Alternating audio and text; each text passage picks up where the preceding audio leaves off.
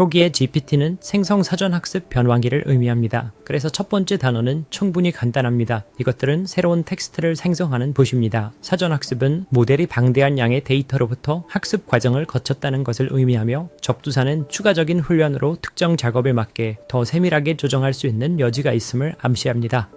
하지만 마지막 단어가 진짜 핵심입니다. 트랜스포머는 특정 종류의 신경망, 즉 기계학습 모델이며 현재 인공지능 붐의 핵심 발명품입니다. 이 비디오와 다음 장에서 하고 싶은 것은 트랜스포머 내부에서 실제로 무슨 일이 일어나는지를 시각적으로 설명하는 것입니다. 데이터를 따라가면서 단계별로 진행할 것입니다. 트랜스포머를 사용하여 만들 수 있는 다양한 종류의 모델이 있습니다. 일부 모델은 오디오를 입력받아 전사를 생성합니다. 이 문장은 반대로 텍스트만으로 합성 음성을 생성하는 모델에서 나옵니다. 2022년에 세계를 놀라게 한 DALL-E와 Midjourney 같은 도구들은 텍스트 설명을 입력받아 이미지를 생성하며 모두 트랜스포머에 기반하고 있습니다. 파이 생물이 무엇인지 이해시키지 못하더라도 이런 것이 가능하다는 사실에 여전히 놀랍습니다. 그리고 구글이 2017년에 도입한 원래의 트랜스포머는 특정한 사용 사례인 한 언어에서 다른 언어로 텍스트를 번역하기 위해 발명되었습니다. 하지만 당신과 내가 집중할 변형은 챗GPT와 같은 도구의 기초가 되는 유형으로 텍스트 조각을 입력받고 아마도 주변 이미지나 소리와 함께 다음에 올 내용을 예측하는 모델이 될 것입니다. 그 예측은 뒤따를 수 있는 여러 다른 텍스트 조각에 대한 확률 분포의 형태를 취합니다. 처음에는 다음 단어를 예측하는 것이 새로운 텍스트를 생성하는 것과 매우 다른 목표처럼 보일 수 있습니다. 하지만 이런 예측 모델이 있으면 더 긴 텍스트를 생성하기 위해 시도할 수 있는 간단한 방법은 초기 스니펫을 제공하고 방금 생성한 분포에서 무작위 샘플을 선택하여 텍스트에 추가한 다음 방금 추가한 내용을 포함한 모든 새로운 텍스트를 기반으로 새로운 예측을 하기 위해 전체 과정을 다시 실행하는 것입니다. 저는 잘 모르겠지만 이게 실제로 작동할 것 같지는 않아요. 예를 들어 이 애니메이션에서 저는 제 노트북에서 GPT-2를 실행하고 시드 텍스트를 기반으로 이야기를 생성하기 위해 다음 텍스트 조각을 반복적으로 예측하고 샘플링하고 있습니다. 그리고 그 이야기는 실제로 별로 말이 되지 않아요. 하지만 GPT-3 API 호출로 바꾸면 기본적으로 같은 모델이지만 훨씬 더 큰 모델로 갑자기 거의 마법처럼 우리는 합리적인 이야기를 얻게 됩니다. 심지어 파이 생물이 수학과 계산의 땅에 살 것이라는 추론까지 하는 것처럼 보입니다. 여기서 반복적인 예측과 샘플링 과정은 본질적으로 여러분이 챗GPT나 다른 배형 언어 모델과 상호작용할 때 일어나는 일이며 이들이 한 번에 한 단어씩 생성하는 것을 볼 수 있습니다. 사실 제가 매우 즐길 수 있는 기능 중 하나는 선택된 각 새로운 단어에 대한 기본 분포를 볼 수 있는 능력입니다. 데이터가 트랜스포머를 통해 어떻게 흐르는지에 대한 매우 높은 수준의 미리 보기를 시작해봅시다. 각 단계의 세부 사항을 동기부여하고 해석하며 확장하는 데 더 많은 시간을 할애할 것입니다. 하지만 대략적으로 이러한 챗봇 중 하나가 특정 단어를 생성할 때 내부적으로는 다음과 같은 일이 일어납니다. 먼저 입력이 여러 작은 조각으로 나뉩니다. 이 조각들은 토큰이라고 불리며 텍스트의 경우에는 단어의 작은 조각 또는 다른 일반적인 문자 조합이 되는 경향이 있습니다. 이미지나 소리가 관련된 경우 토큰은 그 이미지의 작은 조각이나 소리의 작은 부분일 수 있습니다. 이러한 값 토큰은 벡터, 즉 어떤 숫자 목록과 연관되며 그 조각의 의미를 인코딩하도록 되어 있습니다. 이 벡터들을 매우 고차원적인 공간에서 좌표를 제공한다고 생각하면 의미가 비슷한 단어들은 그 공간에서 서로 가까운 벡터에 위치하게 됩니다. 이 벡터들의 시퀀스는 주의 블록이라고 알려진 연산을 거치게 되며 이를 통해 벡터들이 서로 소통하고 정보를 주고받아 그들의 값을 업데이트할 수 있게 됩니다. 예를 들어 기계 학습 모델이라는 구에서 모델이라는 단어의 의미는 패션 모델이라는 구에서의 의미와 다릅니다. 어텐션 블록은 문맥에서 어떤 단어들이 다른 단어들의 의미를 업데이트하는 데 관련이 있는지를 파악하고 그 의미들이 정확히 어떻게 업데이트되어야 하는지를 결정하는 역할을 합니다. 그리고 다시 말하지만 제가 의미라는 단어를 사용할 때마다 이것은 그 벡터의 항목들에 완전히 인코딩되어 있습니다. 그 후 이 벡터들은 다른 종류의 연산을 거치게 되며 읽고 있는 자료에 따라 이를 다층 퍼셉트론 또는 피드포워드 레이어라고 부를 수 있습니다.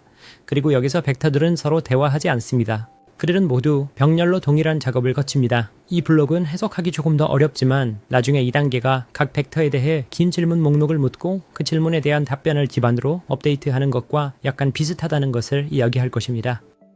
이 두 블록의 모든 연산은 거대한 행렬 곱셈의 집합처럼 보이며 우리의 주요 임무는 기본 행렬을 읽는 방법을 이해하는 것입니다.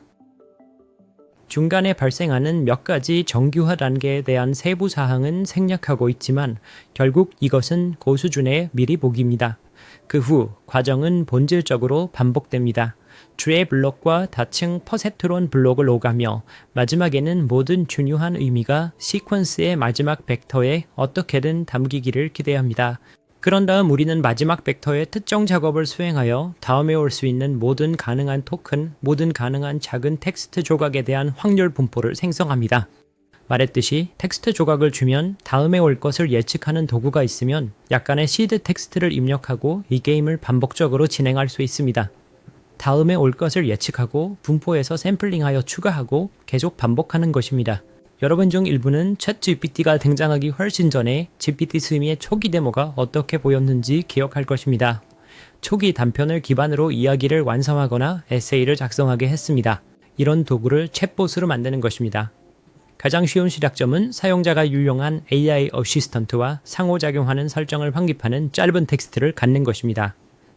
이를 시스템 프롬프트라고 부르며 사용자의 초기 질문이나 프롬프트를 첫 번째 대화로 사용한 다음 유용한 AI 어시스턴트가 어떻게 응답할지 예측하게 하는 것입니다. 이 작업을 잘 수행하기 위해 필요한 추가 훈련 단계에 대해 더 할 말이 있지만 높은 수준에서 보면 이것이 일반적인 아이디어입니다. 이 장에서는 네트워크의 시작 부분과 끝 부분에서 일어나는 세부 사항을 확장할 것입니다. 또한 트랜스포머가 등장할 때쯤이면 모든 머신러닝 엔지니어에게 자연스러운 배경 지식을 검토하는 데 많은 시간을 할애하고자 합니다. 그 배경 지식에 익숙하고 약간 성급하다면 다음 장으로 넘어가도 괜찮습니다. 다음 장은 일반적으로 트랜스포머의 핵심으로 간주되는 어텐션 블록에 중점을 둘 것입니다. 그 후 나는 이 다층 퍼셉트론 블록에 대해 더 이야기하고 훈련이 어떻게 작동하는지 그리고 그 시점까지 생략된 여러 세부 사항에 대해 이야기하고 싶습니다. 더 넓은 맥락에서 이 비디오는 딥러닝에 관한 미니 시리즈에 추가된 것입니다. 이장 것을 보지 않았어도 괜찮습니다. 순서를 바꿔서 해도 된다고 생각해요. 하지만 트랜스포머에 구체적으로 들어가기 전에 딥러닝의 기본 전제와 구조에 대해 같은 이해를 하고 있는지 확인하는 것이 가치 있다고 생각합니다. 당연한 말을 할 위험이 있지만 이것은 데이터로 모델의 동작 방식을 결정하는 기계 학습의 한 접근 방식입니다. 제가 말하는 것은 예를 들어 이미지를 입력받아 그것을 설명하는 레이블을 생성하는 함수가 필요하다고 가정하거나 텍스트의 한 구절이 주어졌을 때 다음 단어를 예측하는 예시 또는 직관과 패턴 인식 요소가 필요한 다른 작업을 말합니다. 요즘 우리는 이것을 당연하게 여기는 경향이 있지만 머신러닝의 아이디어는 코드에서 그 작업을 수행하는 절차를 명시적으로 정의하려고 하기보다는 조정 가능한 매개 변수를 가진 매우 유연한 구조를 설정하는 것입니다. 마치 많은 손잡이와 다이얼처럼 말이죠. 그리고 나서 주어진 입력에 대한 출력이 어떻게 보여야 하는지에 대한 많은 예제를 사용합니다. 그 매개 변수의 값을 조정하여 이 행동을 모방합니다. 예를 들어 아마도 가장 단순한 형태의 기계학습은 선형 회계일 것입니다. 여기서 입력과 출력은 각각 단일 숫자입니다. 예를 들어 집의 평수와 가격 같은 것입니다. 그리고 당신이 원하는 것은 이 데이터를 통해 최적의 적합선을 찾아서 미래의 집 가격을 예측하는 것입니다. 그 선은 두 개의 연속적인 매개 변수, 즉 기울기와 y절편으로 설명되며 선형 회계의 목표는 데이터를 가깝게 맞추기 위해 이러한 매개 변수를 결정하는 것입니다. 말할 필요도 없이 딥러닝 모델은 훨씬 더 복잡해집니다. 예를 들어 GPT-3는 두 개가 아닌 1750억 개의 파라미터를 가지고 있습니다. 하지만 중요한 점은 파라미터 수가 많은 거대한 모델을 만든다고 해서 그것이 훈련 데이터에 과도하게 맞추거나 훈련이 완전히 불가능해지지 않는다는 보장이 없다는 것입니다. 딥러닝은 지난 몇십 년 동안 놀랍도록 잘 확장되는 모델의 한 종류를 설명합니다. 이들을 통합하는 것은 모두 동일한 훈련 알고리즘을 사용한다는 점입니다. 그것은 역전파라고 불립니다.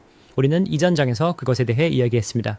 그리고 우리가 들어가면서 가지고 있기를 원하는 맥락은 이 훈련 알고리즘이 규모에 맞게 잘 작동하기 위해서는 이러한 모델들이 특정한 형식을 따라야 한다는 것입니다. 그리고 이 형식을 알고 들어가면 트랜스포머가 언어를 처리하는 많은 선택들을 설명하는 데 도움이 됩니다. 그렇지 않으면 다소 임의적으로 느껴질 위험이 있습니다. 먼저 어떤 종류의 모델을 만들든 입력은 실수 배열로 형식화되어야 합니다. 이는 단순히 숫자의 목록을 의미할 수 있습니다. 2차원 배열일 수도 있고 일반적으로 텐서라고 불리는 9차원 배열을 다루는 경우가 많습니다. 입력 데이터를 점진적으로 여러 개의 구별된 층으로 변환된다고 자주 생각합니다. 여기서 각 층은 항상 어떤 형태로든 실수 배열로 구조화되어 있으며 마지막 층에 도달하면 이를 출력으로 간주합니다. 예를 들어 우리 텍스트 처리 모델의 마지막 층은 모든 가능한 다음 토큰에 대한 확률 분포를 나타내는 숫자 목록입니다. 딥러닝에서 이러한 모델 매개 변수는 거의 항상 가중치라고 불리며, 이는 이러한 모델의 주요 특징이 이러한 매개 변수가 처리되는 데이터와 상호작용하는 유일한 방법이 가중합을 통해서이기 때문입니다. 또한 비선형 함수를 여기저기 뿌리지만 이들은 매개 변수에 의존하지 않습니다. 그러나 일반적으로 이렇게 가중합이 노출되어 명시적으로 작성된 것을 보기보다는 행렬 벡터 곱의 다양한 구성 요소로 함께 포장된 것을 보게 됩니다. 행렬 벡터 곱셈이 어떻게 작동하는지 생각해보면 같은 말을 하는 것입니다. 출력의 각 구성 요소는 가중합처럼 보입니다. 당신과 내가 처리되는 데이터에서 가져온 벡터를 변환하는 조정 가능한 매개 변수로 가득 찬 행렬에 대해 생각하는 것이 개념적으로 더 깔끔할 때가 많습니다. 예를 들어 GPT-3의 1750억 개의 가중치는 약 28,000개의 서로 다른 행렬로 구성되어 있습니다. 그 매트릭스들은 다시 8가지 다른 범주로 나뉘며 당신과 나는 그 범주 각각을 살펴보면서 그 유형이 무엇을 하는지 이해할 것입니다. 우리가 지내가면서 GPT-3의 특정 숫자를 참조하여 그 175억이 정확히 어디에서 나오는지 세어보는 것이 재미있다고 생각합니다. 요즘 더 크고 더 나은 모델들이 있더라도 이 모델은 머신러닝 커뮤니티 외부에서 세계의 주목을 처음으로 끈 대형 언어 모델로서의 매력이 있습니다. 또한 실질적으로 말하자면 기업들은 더 현대적인 네트워크에 대한 구체적인 숫자에 대해 훨씬 더 입을 다무는 경향이 있습니다. 챗GPT 같은 도구의 내부를 들여다보면 실제 계산의 거의 모든 것이 행렬 벡터 곱셈처럼 보인다는 것을 이해시키고 싶습니다. 수십억 개의 숫자 바닷속에서 길을 잃을 위험이 조금 있지만 모델의 가중치와 처리되는 데이터를 명확히 구분해야 합니다. 모델의 가중치는 항상 파란색이나 빨간색으로 표시하고 처리되는 데이터는 항상 회색으로 표시할 것입니다. 가중치는 실제 두뇌입니다. 그것들은 훈련 중에 학습된 것이며 그것들이 어떻게 행동할지를 결정합니다. 처리되는 데이터는 단순히 주어진 실행에서 모델에 입력된 특정 입력을 인코딩합니다. 예를 들어 텍스트의 예시 조각처럼. 이 모든 것을 기초로 하여 이 텍스트 처리 예제의 첫 번째 단계로 들어가 봅시다. 입력을 작은 조각으로 나누고 그 조각들을 벡터로 변환하는 것입니다. 그 조각들을 토큰이라고 부르며 이는 단어의 일부나 구두점일 수 있다고 언급했습니다. 하지만 이 장에서는 가끔, 특히 다음 장에서는 그것이 더 깔끔하게 단어로 나뉘어졌다고 가정하고 싶습니다. 우리는 단어로 생각하기 때문에 이렇게 하면 작은 예시를 참고하고 각 단계를 명확히 하는 것이 훨씬 쉬워질 것입니다. 모델에는 미리 정의된 어휘가 있으며 모든 가능한 단어 목록, 예를 들어 5만 개의 단어가 있습니다. 우리가 처음으로 접하게 될 행렬은 임베딩 행렬이라고 알려져 있으며 이 행렬에는 각 단어마다 하나의 열이 있습니다. 이 열들이 첫 번째 단계에서 각 단어가 어떤 벡터로 변환되는지를 결정합니다. 우리는 그것을 WV라고 표시하고 우리가 보는 모든 행렬처럼 그 값은 처음에 무작위로 시작되지만 데이터에 기반하여 학습될 것입니다. 단어를 벡터로 변환하는 것은 트랜스포머 이전의 기계 학습에서 일반적인 관행이었지만 처음 보는 사람에게는 조금 이상할 수 있으며 이후 모든 것의 기초를 설정하므로 잠시 시간을 내어 익숙해지도록 합시다. 우리는 종종 이것을 단어를 임베딩한다고 부르며 이는 이러한 벡터를 9차원 공간의 점으로 매우 기하학적으로 생각하도록 유도합니다. 3차원 공간에서 점의 좌표로 세 숫자의 목록을 시각화하는 것은 문제가 없지만 단어 임베딩은 훨씬 더 높은 차원을 가지는 경향이 있습니다. GPT-3에서는 12288 차원이 있으며 보시다시피 많은 독특한 방향이 있는 공간에서 작업하는 것이 중요합니다. 3차원 공간을 통해 2차원 단면을 취하고 모든 점을 그 단면에 투영할 수 있는 것과 같은 방식으로 간단한 모델이 제공하는 단어 임베딩을 애니메이션화하기 위해 이 매우 고차원 공간을 통해 3차원 단면을 선택하고 단어 벡터를 그 위에 투영하여 결과를 표시할 것입니다. 여기서 중요한 아이디어는 모델이 훈련 중에 단어가 벡터로 어떻게 임베딩 되는지를 결정하기 위해 가중치를 조정하고 조율할 때 공간의 방향이 일종의 의미론적 의미를 가지는 임베딩 세트에 정착하는 경향이 있다는 것입니다. 여기서 실행 중인 간단한 단어 벡터 모델의 경우 타워와 가장 가까운 임베딩을 가진 모든 단어를 검색하면 그들이 모두 매우 비슷한 타워 같은 느낌을 준다는 것을 알 수 있습니다. 집에서 파이썬을 열고 함께 해보고 싶다면 이것이 제가 애니메이션을 만들기 위해 사용하는 특정 모델입니다. 트랜스포머는 아니지만 공간의 방향이 의미를 가질 수 있다는 아이디어를 설명하기에 충분합니다. 이것의 매우 구전적인 예는 여성을 나타내는 벡터와 남성을 나타내는 벡터의 차이를 보면 공간에서 하나의 끝에서 다른 끝으로 연결하는 작은 벡터로 시각화할 수 있는 것이 왕과 여왕의 차이와 매우 유사하다는 것입니다. 그래서 여성 군주에 대한 단어를 모른다고 가정해 봅시다. 왕의 여성을 빼고 남성을 더한 방향을 추가하여 그 지점에 가장 가까운 임베딩을 찾으면 찾을 수 있습니다. 적어도 어느 정도는요, 제가 사용하고 있는 모델의 고전적인 예시임에도 불구하고 실제로 여왕의 임베딩은 이보다 조금 더 멀리 떨어져 있습니다. 이는 아마도 여왕이 훈련 데이터에서 사용되는 방식이 단순히 왕의 여성형 버전이 아니기 때문일 것입니다. 제가 실험해봤을 때 가족관계가 그 개념을 훨씬 더 잘 설명하는 것 같았습니다. 요점은 훈련 중에 모델이 이 공간에서 한 방향이 성별 정보를 인코딩하도록 임베딩을 선택하는 것이 유리하다고 판단한 것처럼 보인다는 것입니다. 또 다른 예로 이탈리아의 임베딩에서 독일의 임베딩을 빼고 그 결과를 히틀러의 임베딩에 더하면 무솔리니의 임베딩과 매우 가까운 결과를 얻을 수 있습니다. 마치 모델이 어떤 방향을 이탈리아와 관련 짓고 다른 방향을 제2차 세계대전 추측국 지도자들과 관련 짓는 것 같습니다. 아마도 제가 가장 좋아하는 예는 어떤 모델에서는 독일과 일본의 차이를 빼고 그것을 세우시에 더하면 브라트부어스트에 매우 가까워진다는 것입니다. 또한 이 가장 가까운 이웃을 찾는 게임을 하면서 고양이가 짐승과 괴물에 얼마나 가까운지 보게 되어 매우 기뻤습니다. 특히 다음 장을 위해 유용한 수학적 직관 중 하나는 두 벡터의 내적이 얼마나 잘 정렬되는지를 측정하는 방법으로 생각할 수 있다는 것입니다. 계산적으로 내적은 모든 대형 성분을 곱한 후 그 결과를 더하는 것을 포함합니다. 이는 우리의 많은 계산이 가중합처럼 보여야 하기 때문에 좋습니다. 기하학적으로 내적은 벡터가 유사한 방향을 가리킬 때 양수입니다. 벡터가 수직일 때는 영기고 반대 방향을 가리킬 때는 음수입니다. 예를 들어 이 모델을 가지고 놀면서 고양이들의 임베딩에서 고양이를 뺀 것이 이 공간에서 일종의 복수 방향을 나타낸다고 가정해 봅시다. 이를 테스트하기 위해 저는 이 벡터를 특정 단수 명사의 임베딩과의 내적을 계산하고 해당 복수 명사와의 내적과 비교할 것입니다. 이것을 가지고 놀다 보면 복수형이 단수형보다 일관되게 더 높은 값을 주는 것을 알 수 있습니다. 이는 이 방향과 더 잘 맞는다는 것을 나타냅니다. 또한 단어 하나, 둘, 셋 등의 임베딩과 내적을 하면 값이 증가하는 것이 재미있습니다. 마치 모델이 주어진 단어가 얼마나 복수적인지를 정량적으로 측정할 수 있는 것 같습니다.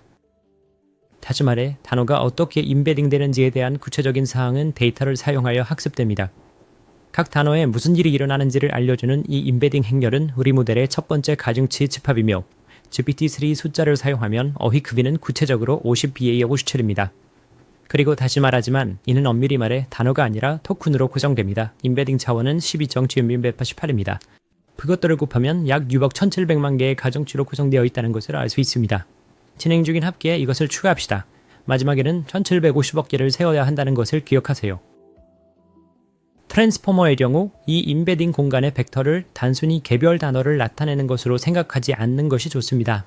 한 가지로 이 벡터들은 그 단어의 위치에 대한 정보도 인코딩합니다. 하지만 더 중요한 것은 이 벡터들이 문맥을 흡수할 수 있는 능력을 가지고 있다고 생각해야 합니다. 예를 들어 왕이라는 단어의 임베딩으로 시작된 벡터는 이 네트워크의 다양한 블록에 의해 점진적으로 당겨지고 끌려서 결국에는 스코틀랜드에 살았고 이전 왕을 살해한 후에 그 자리에 오른 왕이며 셰익스피어의 언어로 묘사된다는 것을 암시하는 훨씬 더 구체적이고 미묘한 방향을 가리키게 될 수 있습니다. 주어진 단어에 대한 당신의 이해를 생각해 보세요. 그 단어의 의미는 분명히 주변 환경에 의해 형성되며 때로는 멀리 떨어진 곳의 맥락도 포함됩니다. 그래서 다음에 올 단어를 예측할 수 있는 모델을 구성할 때 목표는 맥락을 효율적으로 통합할 수 있도록 하는 것입니다. 분명히 말하자면 입력 텍스트를 기반으로 벡터 배열을 생성하는 첫 번째 단계에서 각각의 벡터는 단순히 임베딩 매트릭스에서 뽑아낸 것입니다. 그래서 처음에는 각각이 주변에 입력 없이 단어 하나의 의미만을 인코딩할 수 있습니다. 그러나 이 네트워크의 주요 목표는 각 벡터가 단순한 개별 단어가 나타낼 수 있는 것보다 훨씬 더 풍부하고 구체적인 의미를 흡수할 수 있도록 하는 것입니다. 네트워크는 한 번에 고정된 수의 벡터만 처리할 수 있으며 이를 컨텍스트 크기라고 합니다. GPT-3은 2048의 컨텍스트 크기로 훈련되었습니다. 그래서 네트워크를 통해 흐르는 데이터는 항상 2048개의 열로 이루어진 배열처럼 보이며 각각은 12000차원을 가지고 있습니다. 이 문맥 크기는 변환이가 다음 단어를 예측할 때 통합할 수 있는 텍스트의 양을 제한합니다. 이것이 초기 버전의 챗GPT와 같은 특정 챗봇과의 긴 대화에서 대화를 계속할수록 봇이 대화의 흐름을 잃는 듯한 느낌을 주는 이유입니다. 주의에 대한 세부 사항은 적절한 시기에 다루겠습니다. 하지만 앞으로 넘어가서 마지막에 무슨 일이 일어나는지 잠시 이야기하고 싶습니다. 기억하세요. 원하는 출력은 다음에 올 모든 토큰에 대한 확률 분포입니다. 예를 들어 마지막 단어가 교수이고 문맥에 해리포터 같은 단어가 포함되어 있으며 바로 앞에 가장 싫어하는 선생님이라는 표현이 있다면, 그리고 토큰이 단순히 전체 단어처럼 보인다고 가정할 수 있는 여지를 주신다면, 그렇다면 해리포터에 대한 지식을 쌓은 잘 훈련된 네트워크는 스네이프라는 단어의 높은 숫자를 할당할 것입니다. 이는 두 가지 다른 단계를 포함합니다. 첫 번째는 그 맥락에서 마지막 벡터를 어휘의 각 토큰에 대해 5만 개의 값 목록으로 매핑하는 또 다른 행렬을 사용하는 것입니다. 그런 다음 이를 확률 분포로 정규화하는 함수가 있습니다. 소프트맥스라고 불리며 곧 더 자세히 이야기할 것입니다.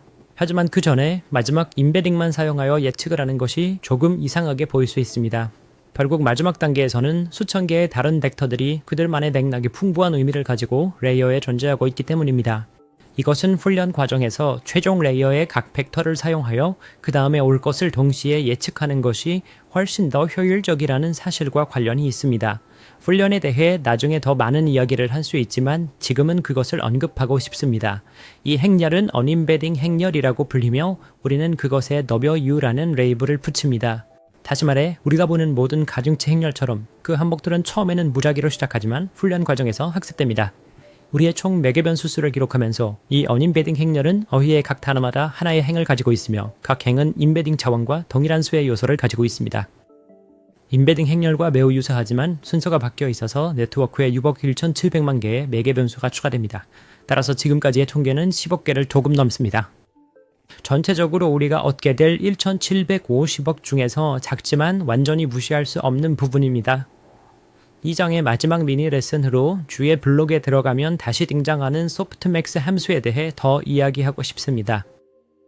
아이디어는 숫자 시퀀스를 확률 분포로 사용하고 싶다면, 예를 들어 모든 가능한 다음 단어에 대한 분포라면 각 값은 0과 1 사이에 있어야 하고 또한 모든 값의 합이 1이어야 한다는 것입니다.